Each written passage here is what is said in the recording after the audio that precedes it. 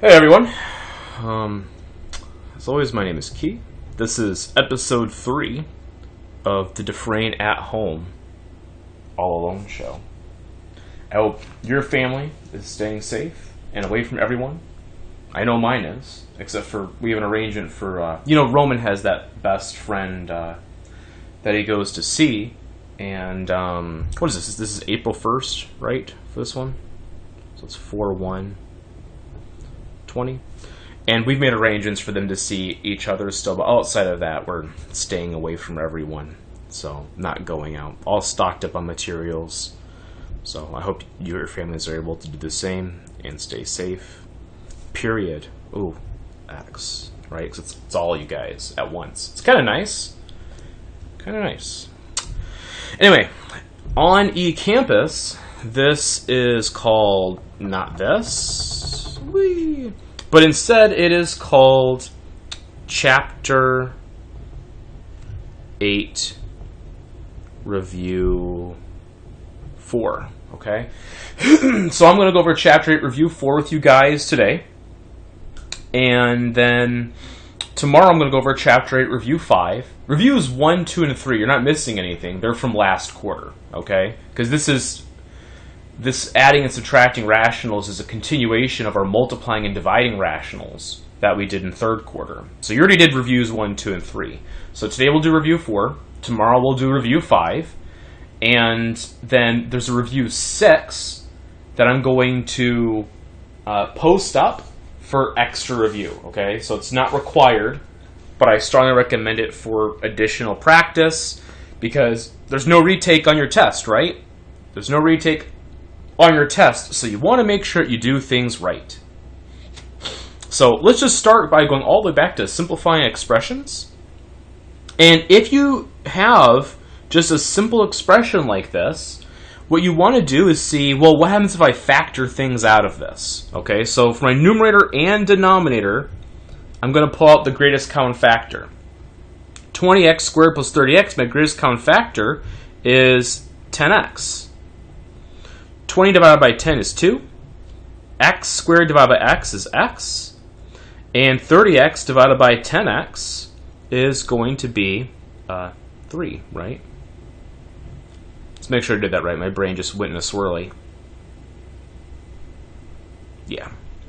Swirlies are also known as the name of what happens if you take someone's head and you dunk it in the toilet and then flush the toilet. I don't know if that's still a thing in your generation, but it used to be a thing that bullies did to kids in my parents' age. Maybe it's still my age. I never heard of anyone getting a swirly when I was in high school. But anyway, you're missing out. So, here, I'm going to factor out, I have an x to the fourth, x cubed. Let's factor out the x cubed. And then between 4 and 6, I can factor out a 2. So I factor out 2x cubed from 4x to the fourth. What I have left is 2x. And if I factor out a 2x cubed from a 6x cubed, what I have left is 3. Aha! Things to cancel. Isn't it just nice to cancel as many things as possible? 2x plus 3 over 2x plus 3, these cancel. 10 over 2, that reduces to 5 over 1. And x over x cubed, I can cancel the x up here, and I only have an x squared now. So, that doesn't look perfect? Yeah, you can tell it's totally a 2, right? And so what I have left is just 5 over x squared. And we're donezos. I don't know. Feels a little comforting to be just sitting here doing math on a paper with colored pens, like back in the day, also known as 2 weeks ago. Okay. Here, I see, as I'm holding the wrong pen color, I have 7n minus 42. So let's obviously factor out a 7 right here. 7, and I have n minus 6 now. Over, and now this is a difference of squares, okay? But there's an issue. If I do this as a difference of squares, we'll have 6 plus n and 6 minus n. And what I want is n minus 6. So let's just sidetrack this right here let's factor a negative 1 out of this denominator.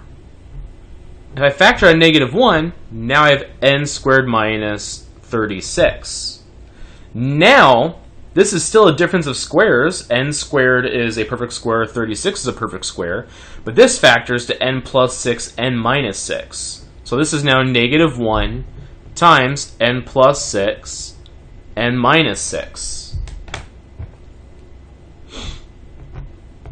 And these cancel.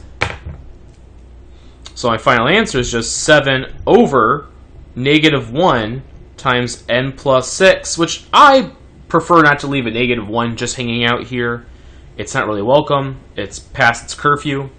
Let's do negative 1 times 7. So I have negative 7 over n plus 6. It would have been totally fine if you would have distributed that negative to the n plus 6.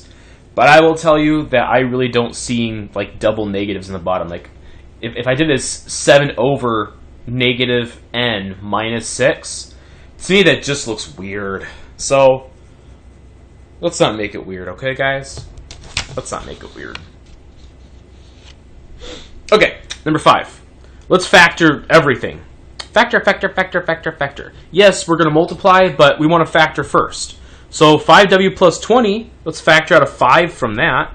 Now I have w plus 4 over 3w plus 3, let's factor out a 3. Now I have w plus 5 times 7w plus 35, let's factor out a 7. Now I have w plus 5 over 10w plus 40, let's factor out a 10. And I have w plus 4. So many things are going to cancel. W plus 4, W plus 4, cancel, cancel. W plus 5, W plus 5, cancel, cancel. Now what about diagonally? We got any canceling? Yeah, I have 5 and 10. 10 divided by 5 is 2. So this becomes 1, this becomes 2. Now let's multiply what we have left. What do I have left? Sometimes it's helpful to circle things. I have a 1, a 7, a 3, and a 2. That's all I have left. So 1 times 7 is 7, and 3 times 2 is 6. So it's just 7, 6. Would you ever have guessed that all this number 5 simplifies to 7, 6? I couldn't imagine. Beyond imagination. In the land of dreams. Well, Disney's closed, so no more dreams for a while.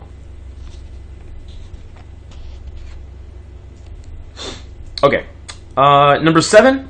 Let's factor both of these. First, I don't know, I got an m cubed and an m squared. Let's just, why is it even there? Let's just cancel it. Cancel the m squared and cancel out the cubed. I just have 3m left. That's already some work done. Isn't that nice? So now I just have 3m over m squared minus 25. That's a difference of squares. So this is m plus 5, m minus 5. This looks weird, all tilted. It's too tilted for me. Times, this factors to m plus 1, m plus 5. And again, some of you don't like having no fraction here, so I'm just going to put it over 1, so you all feel secure. You're on stable ground now. It's okay. And I have m plus 5, cancel, cancel. So what's left? I have 3m times m plus 1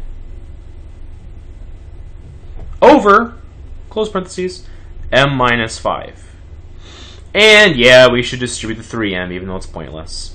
So 3m times m is 3m squared plus 3m over m minus 5. And this is a more suitable final answer. Although if you gave me this first one, I wouldn't take points off because I don't really see the difference personally. Now, if I were a good student, which you all are, you should be writing your answers up on the side, right? So there are a couple of you who don't do this for some reason. So let's just look at that. There's an answer here. Number 1 is 5 over x squared. So this is 5 over x squared. And number 3 was negative 7 over n plus 6. So negative 7 over n plus 6. Yesterday, I taught Roman about how you should write z's with a line through them. He wasn't happy with me. It violated his sense of what's right. But I told him, like, aren't 2's and z's really similar looking? I put a line through there. It's really clear that's a z instead of a 2, right? He agreed with that much. I think I'm going to win him over on this one. My wife tried to tell me, oh, you only do the cross through an uppercase Z's. I'm like, why? Is this, if it's a little z, is that less confusing? Of course not. Put a strike through it, okay? Don't be a barbarian. All right, so number 7 was 3m squared plus 3m over m minus 5, and we feel, well, we're not barbarians anymore. All right, backside. Oh yeah, no backside. I forgot to hit print in 2 pages with this one, so instead, it's a second separate page. That's okay. I killed 1/1,000,000th of a tree. I'll never forgive myself. Okay. Let's start factoring. P squared minus 2p. Do I want to factor p out from that? Not yet, okay? Let's go ahead and factor some other things and just see what happens. So, p squared minus 2p over p squared plus 7p minus 18. What does that factor as? Positive 9, negative 2, right? So I have p plus 9, p minus 2. Let's just do the multiply by the reciprocal right now. Division becomes multiplication. This p squared minus 81 is the difference of squares, so it becomes p plus 9, p minus 9, over p squared minus 11p plus 18. Very similar, right? Negative 18 plus 18, 7, negative 11. Those are like, 7 and negative 11 are basically the same number when you think about it. So this is p minus 9, p minus 2. See how it works out? P plus 9, p minus 9, p minus 2, p minus 2. That's pretty cool. Okay, whatever. So if I start canceling things now, what do I have? Oh, I should have factored out the p, huh?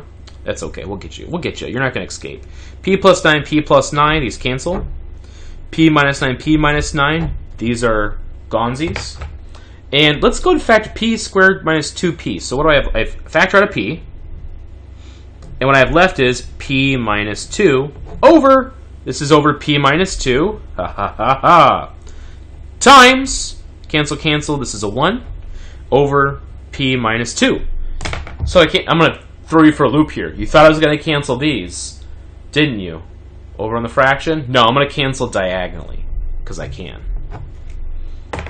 My final answer is p over p minus 2. And everyone's happy.